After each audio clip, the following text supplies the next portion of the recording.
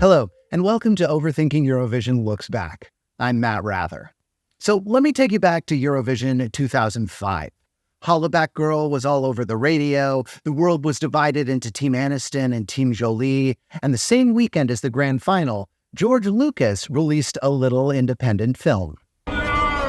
Switzerland had scored 0 points the year before, but in 2005 they had a secret weapon: Estonian teenagers. Wait, what? The greatest talent in Estonian musical history? Well, that's got to be legendary minimalist composer Arvo Pärt, right? From 2011 to 2018, Pärt was the most played living composer in the world. But the second greatest Estonian musical talent of all time? That's Vanilla Ninja, and they sold a lot more posters. The band was formed in the summer of 2002, when its members were between 16 and 18 years old.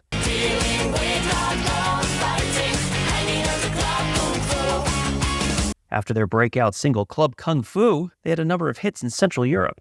The greatest of these was When Native Americans Cry, except they didn't call them Native Americans. When the eagles cry and the eagles die. Look, the early 2000s were a different time. If you want to, you can Google the original title of the Black Eyed Peas' Let's Get It Started.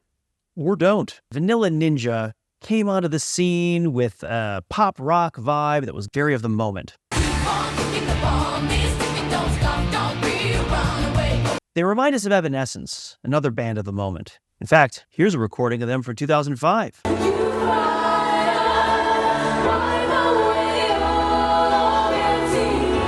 Vanilla Ninja were only active from 2003 to 2008. But in that time, they had 4 #1 albums and 5 #1 singles in their native Estonia. They were so popular, you can get a Vanilla Ninja branded ice cream treat today. So, when it came time for the country to select their 2003 Eurovision contender, Vanilla Ninja was the clear winner of the televote. They got 3 times the votes of the next most popular song. And even if you think some of those votes must have been from 13-year-old boys or people who love ice cream, that's a Venn diagram with a fair amount of overlap, there's still a lot of Vanilla Ninja fans out there. Except in Estonia, televote doesn't count. The jury makes the call, and the jury put Vanilla Ninja dead last.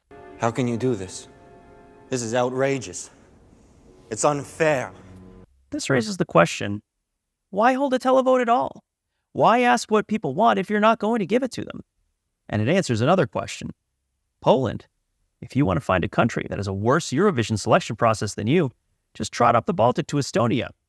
And to add further injury to further insult, Russia sent their pop rock with a little bit of edge group down to Eurovision, and they came in 3rd. Tattoo! Is there a problem? And did you find the hole I drilled in your dressing room? Look, the early 2000s were a different time. The group the Estonian juries thought was better than Vanilla Ninja came in 21st out of 26th. So how did they end up representing Switzerland 2 years later? Well, the band's manager, David Brandis, was Swiss. He was a popular producer at the time. He even wrote and produced the German Eurovision song that same year.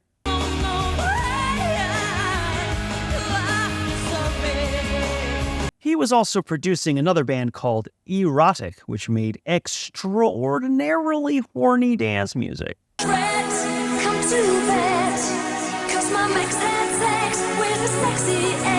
a little background, this song's actually a sequel to Max Don't Have Sex With Your Ex. There's a lot of deep lore here to follow the story.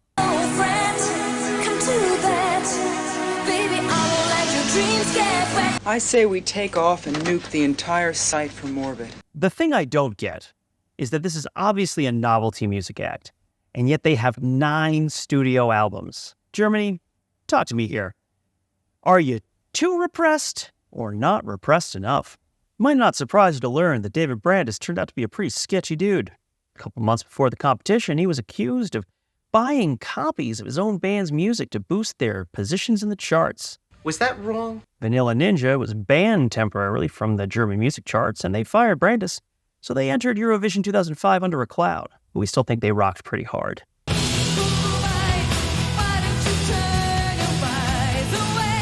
Is it just us, or does that give you a little bit of Journey's Separate Ways in the chorus?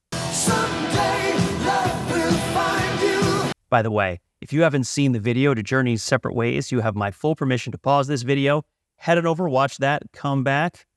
Let's keep going.